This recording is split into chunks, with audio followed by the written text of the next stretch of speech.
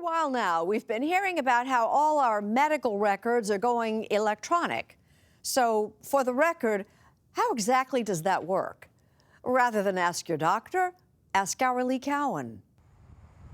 This may not look like the typical setting for a medical software company. Get in a little closer, and that's even more evident. It's as much theme park here as anything. Alice in Wonderland kind of stuff. Literally. The workspaces here can be in old railway cars or subway cars, tree houses, and gingerbread houses. Even its employee cafeteria looks like a train depot to a land that storybooks are written about. I walked through and was like, what is this?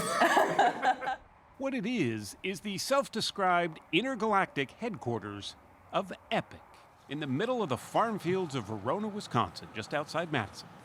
If you've never heard of this place, just ask your doctor, because it's Epic software that handles the private medical records of about 60% of the patients in this country, probably yours.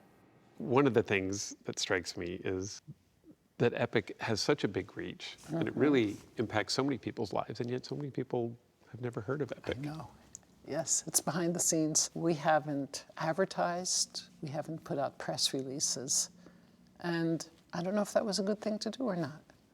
Judy Faulkner is the 76-year-old genius behind Epic, a computer software engineer and admitted nerd who built this curious place in her own curious image. Happy birthday to you.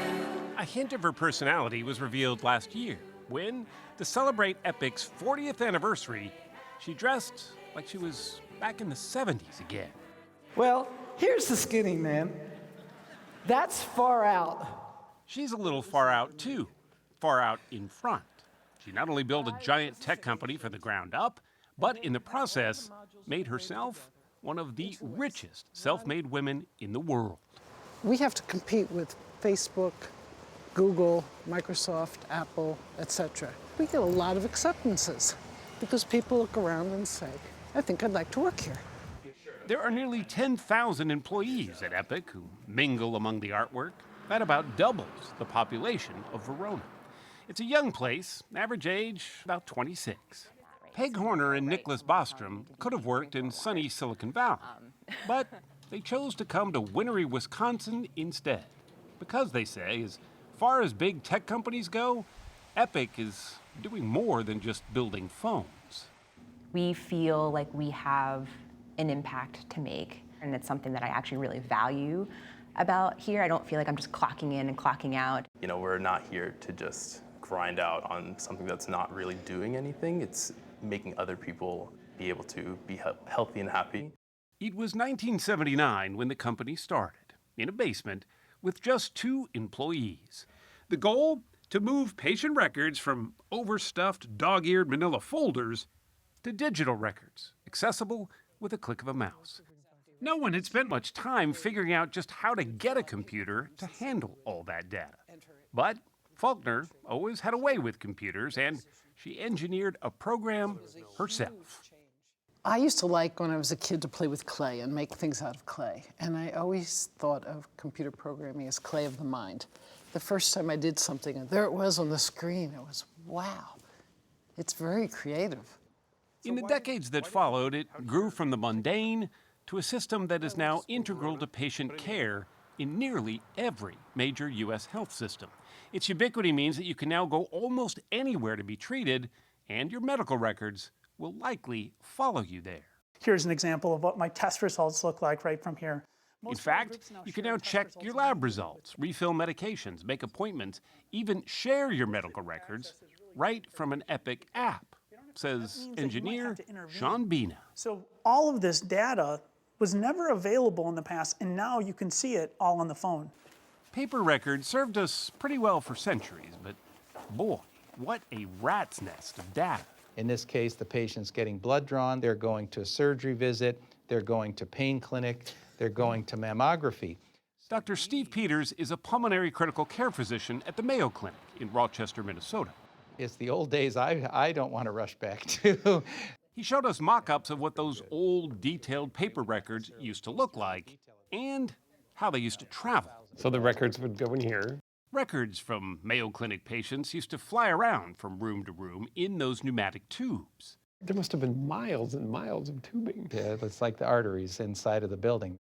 It was state of the art in record keeping at the time. So it does make a certain amount of sense that the Mayo Clinic would end up today being the single biggest client of Epic, spending over $1 billion over the next several years to integrate its systems. How much is this going to change things? We've been keeping track of the diagnoses of the Mayo Clinic patients since before we had electronic records. But the ability to have it all coming from one source makes it a lot easier. Without good access to data, you really are flying blind. We have them at the head and the foot of the bed. The Mayo Clinic's trauma rooms now have more screens than a Best Buy. Epic's Mallory Hines-Roth worked with Dr. Heather Heaton to customize a system that allowed critical patient information to be displayed on those screens all at once. So the data is getting monitored from the patient who's on the table, going into their record in the computer, and then being presented up real time. With all that data, though, at your doctor's fingertips, their fingertips can be pretty busy. Too busy, say some. Because of patient privacy, we can't really show you all the data that doctors have to enter on that Epic system, but some tell us it's too much. And if you've been to your doctor lately, you know it can feel like they spend as much time entering data on a keyboard as they do on you. But Dr. Peters says, get used to it. It's like blaming the word processor for a homework assignment for a student who has to write a term paper. It is where the documentation has to go. The technology isn't the enemy, it's just the reality. That's correct. Epic is, however, working on a solution that would free up your doctor altogether. One of the things that might be coming down the road, I understand, is instead of having to key in everything, you might sort of have the Alexa of medical records. That is correct. And how would that work? The doctor would just say, hey, Epic, show me Lee's history, and that would come up.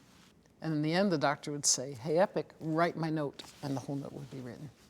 I know you don't store the data, but I think some people think you probably do.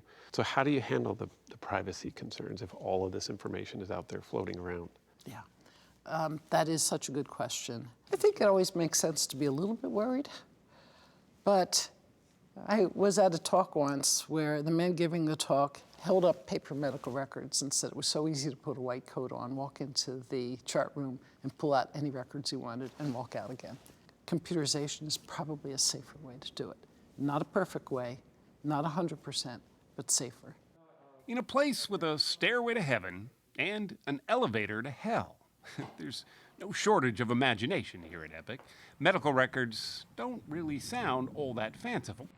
But here, and in Judy Faulkner's mathematical mind, anything seems possible. Really, it's technology and software development working together. I'm waiting for the decoder ring to come out.